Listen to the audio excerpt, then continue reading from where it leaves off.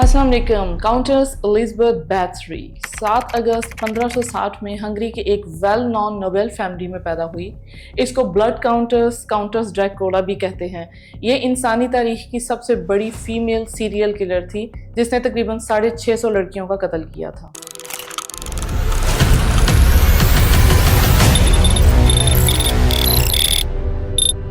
Elizabeth बैथरी की family Hungary की सबसे वेल्दी और पॉलिटिकली स्ट्रॉन्ग फैमिली थी। इसका बाप बैरन बैथरी हंगरी के तकरीबन 30 कैसल्स, 47 एग्रीकल्चरल टाउन्स और 1000 विलेजेस का मालिक था। इसका अंकल स्टेफन बैथरी पोलैंड का किंग था। ये हर लिहाज से बड़े पावरफुल लोग थे। एलिज़ाबेथ को बचपन से ही ना एंगर इश्यूज थे और इसके सर में दर्द रहती थी, तो ये चीखती चिल्लाती थी। उस टाइम पे 14th-15th सेंचुरी में मेडिकली कुछ इतना डेवलप नहीं था, तो जो शाही हकीम थे वो क्या करते थे कि किसी सेहतमंद इंसान का खून लेके उसमें कोई पाउडर मिक्स करते और एलिज़ाबेथ के मुंह पे और इसके दांतों पर लगाते थे। ये एक किस्म का इलाज था। इनका बिलीव था कि किसी भी हेल्दी इंसान का आप ब्लड लें और उसको किसी बीमार को अगर लगाएंगे तो वो भी ठीक हो जाएगा, क्योंकि ये बहुत पावरफुल लोग थे और हंगरी की जो मेजॉरिटी लैंड वर्कर्स थे वो सब इनके अंडर थे। एलिज़ाबेथ अक्सर अपने महल में बचपन से सर्वेंट्स को बड़ा ब्रूटली मारता पीटता देखती थी और पब्लिकली लोगों को जो कत्ल किया जाता है और खौफनाक सजाएं दी जाती है, तो ये सारी चीज़ें बड़ी छोटी उम्र से देखती थी और ये बहुत खुश होती थी। एलिज़ाबेथ काफ़ी इंटेलेक्चुअल थी और जब ये 3-4 ज़ुबानें बोल लेती थी। इसके अलावा ये स्टेट्स मैनेजमेंट और उस ज़माने के हिसाब से जो अच्छी एलीट क्लास एजुकेशन है वो इसके पास थी। जब ये तकरीबन 11-12 साल की थी तो इसकी एंगेजमेंट इसके फर्स्ट कज़न काउंटेस नदेस्दे से होगी। नदेस्दे भी एक बड़े ही रईस और अच्छे ख़ानदान का था। बैथरी और बाकी नोबल फैमिलीज़ में उस वक्त एक ट्रेडिशन था कि ये कज़न मैरिजेस को प्रेफर करते थे। उसका एक रीज़न था कि एक जो इनका रॉयल ब्लड है वो बहुत प्योर रहे और सेकंड ये कि जो इनकी वेल्थ और जो इनके टाइटल्स हैं वो इनकी फैमिली में ही रहेंगे। जब ये 13 साल की थी तो इसके महल में एक सर्वेंट था, ये उससे प्रेग्नेंट हो गई और इसके घर एक बेटी पैदा हुई और जब इसके मंगेतर को पता चला तो उसने उस बच्ची को भूखे कुत्तों के आगे डाल दिया और उस सर्वेंट को मार दिया ताकि बात बाहर ना निकले और अवाम में कोई स्कैंडल ना बने। लेकिन इस बात का इनके रिश्ते पे कोई फर्क नहीं पड़ा और 1575 में जब ये 15 साल की थी और नदेस्दे 20 साल का था तो इन दोनों की बड़ी धूमधाम से शादी हो गई। इनके घर काफी बच्चे पैदा हुए लेकिन इसमें से सिर्फ 2 बेटियां और 1 बेटा जिंदा रहा। एलिज़ाबेथ बैथरी पावर और वेल्थ में नदेस्दे से बहुत ज्यादा स्ट्रॉन्ग थी, लिहाजा इसने शादी के बाद अपने शौहर का नाम अपने नाम के आगे नहीं लगाया और इसका नाम एलिज़ाबेथ बैथरी ही रहा।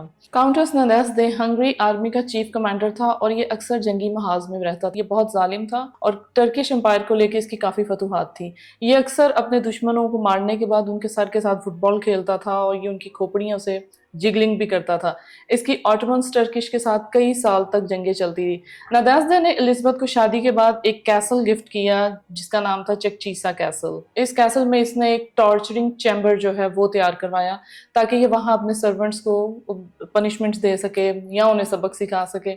इसने एलिज़ाबेथ को भी टॉर्चर करने के मुख्तलिफ तरीके सिखाए। ये इसको टॉर्चर के लिए इनकरेज करता। फॉर एग्जाम्पल किसी लड़की के पूरे जिस्म पर शहद लगाकर उसके हाथ पांव बांधकर उसको धूप में लटा दिया जाता जहाँ सारा दिन कीड़े मकोड़े और मक्खियां उसको खाती थी। नदेस्दे ने एलिज़ाबेथ को एक क्लॉड ग्लव गिफ्ट किया, इसको हाथों में पहन के ये सर्वेंट्स को अक्सर मारती थी और ये इतना नोकीला था कि ये पूरी खाल उतार देता था। 16th सेंचुरी में मुलाजमों के साथ बहुत बुरा सलूक किया जाता था। टॉर्चर करना या इवन उनको जान से मार देने में कोई प्रॉब्लम नहीं थी और इस पे बेसिकली किसी किस्म का कोई कानून नहीं था। ये सीधे लफ्जों में जो सर्वेंट्स हैं वो भी इनकी प्रॉपर्टी थे। ये जिस तरह चाहती थी उनको ट्रीट कर सकती थी। 1578 में नदेस्दे काफ़ी सालों के लिए अपनी आर्मी के साथ जंग के लिए निकल गया।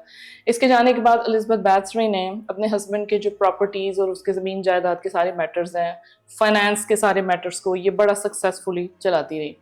एलिज़ाबेथ के कई कैसल्स थे और बेशुमार इसके मुलाजिम थे। ये गरीब लड़कियों से अच्छी सैलरी और ट्रेनिंग का कह के उनको हायर करती थी और जो इसके महल में आके मुख्तलिफ किस्म के काम करती थी। अगर किसी लड़की से कोई काम ख़राब हो जाता, मसलन कपड़ों को ठीक से आयरन नहीं किया या कोई क्लीनिंग ठीक नहीं हुई, तो उसको चैम्बर ले जाते।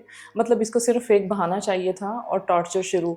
ये आयरन या कॉइन्स को गर्म करके तो लड़कियों के फेस पर, इनके जिस्म पर, इवन इनके प्राइवेट पार्ट्स पर लगाती थी और बहुत जमा देने वाली सर्दी में जब बाहर स्नो पड़ रही होती तो ये लड़कियों के कपड़े उतार के उनके हाथ पांव बांध के तो उनको घंटों के लिए स्नो में छोड़ देती थी। ज़ाहिर है ये सब कुछ वो अकेली नहीं करती थी, इसके साथ इसके कुछ पर्सनल सर्वेंट्स थे जो इसके पूरे टॉर्चर में इसकी हेल्प करते थे। लड़कियों को इतना मारा जाता कि उनके जिस्म से बाकायदा जो गोश्त है वो अलग होना शुरू हो जाता था। कुछ क्लेम्स में कैनिबलिज्म भी शामिल है। ये इन विक्टिम्स के जिस्म से कुछ गोश्त लेती, उसको पकवाती और फिर इनको फोर्स करती कि वो इसको बैठ के खाएं। ये नीडल्स या पिन्स जो हैं विक्टिम्स की उंगलियों में, ज़ुबान में और जिस्म के मुख्तलिफ हिस्सों में लगाती थी। फिर ये जो सुई धागा है उसको लेके तो लड़कियों के जो होंठ है उनको अक्सर सिलाई कर देती थी। एलिज़ाबेथ का जो टॉर्चरिंग चैम्बर है उसमें हर वक्त खून बहता रहता था और एक वॉशर लेडी थी जो उसको बार बार वॉश करती थी, क्लीन करती थी। ये एक तरह से एक इसकी इंटरटेनमेंट थी। इसका जो सबसे फेवरेट टॉर्चर था वो सीजर टॉर्चर था और ये सीजर को बड़ा यूजफुल टूल समझती थी जिसको पकड़ के आराम से जिस्म का कोई भी हिस्सा आसानी से काटा जा सकता है। अब लोकल स्कोर जो आसपास के देहात वाले सारे गरीब गुरबा हैं उनको इसके गमो गुस्से का पता चला तो उन्होंने अपनी बच्चियों को एलिज़ाबेथ के पास उसके कैसल में भेजना कम कर दिया। जो एलिज़ाबेथ के मुलाजिम है वो आसपास देहात में जाते और लड़कियों को जोर जबरदस्ती किडनैप करके ले आते। लोग लड़कियों के गायब होने पे काफी परेशान होना शुरू हो गए, लेकिन ये बेचारे कुछ नहीं कर सकते थे। दिन के आगाज के साथ ही टॉर्चरिंग सेशंस शुरू हो जाते थे। समटाइम्स इसके अपने कपड़े खून से इतने गंदे होते कि जाके उनको चेंज करती, वापस आती चैम्बर में और फिर मारना शुरू कर देती। इसको ये ब्लड बाथ कहती थी। एलिज़ाबेथ बैथरी के बारे में एक झूठ कहा जाता है, टब में ब्लड लेती थी और फिर इसमें बैठ के ये शावर लेती थी। ऐसा कुछ नहीं था। ये एक्चुअली जब बहुत टॉर्चर करती थी तो सर से पांव तक इसके अपने कपड़े खून से भर जाते थे। इसी को ये ब्लड बाथ कहती थी। जब ये कभी बीमार हो जाती तो विक्टिम्स को इसके पास बेड पे लेके जाते और ये वहां लेटी लेटी स्टिक से उनको मारना शुरू कर देती। ये दरअसल एलिज़ाबेथ की एक नफ्सियात थी। इसको मारकर सुकून मिलता था। कई दफा ये इतनी जोर से दांत काटती थी कि पूरा गोश्त अपने दांतों से निकाल लेती। ये टॉर्चर्स कई साल तक चलते रहे।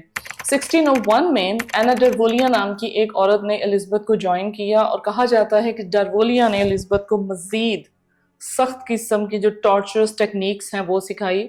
इससे पहले लड़कियों पर तशद्दुद होता था, लेकिन अब बाकायदगी से ये कत्ल भी होना शुरू हो गई। एना के आने से एक्सट्रीम लेवल का टॉर्चर होता था जिसके एंड पे लाजमी मौत थी। लड़कियां दिन रात कत्ल होने लगी तो एलिज़ाबेथ ने चर्च से पादरियों को बुलाना शुरू कर दिया कि इन डेड बॉडीज को तदफीन के लिए ले जाया जाए।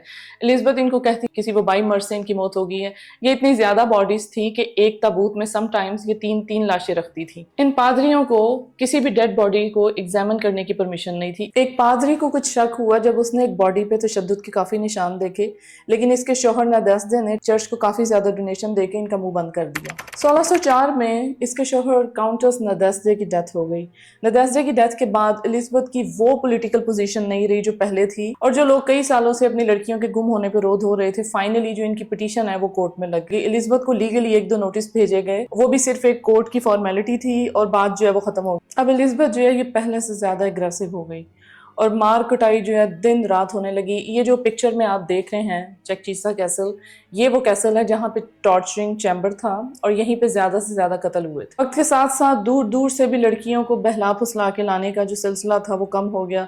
कोई इस पर यकीन नहीं करता था क्योंकि ये एक नोबेल वेल्दी खातून थी और हंगरी और स्लोवाकिया और जो बाकी स्टेट्स हैं उनके मैटर्स को ये बड़े सालों से बड़ी कामयाबी से चला रही थी।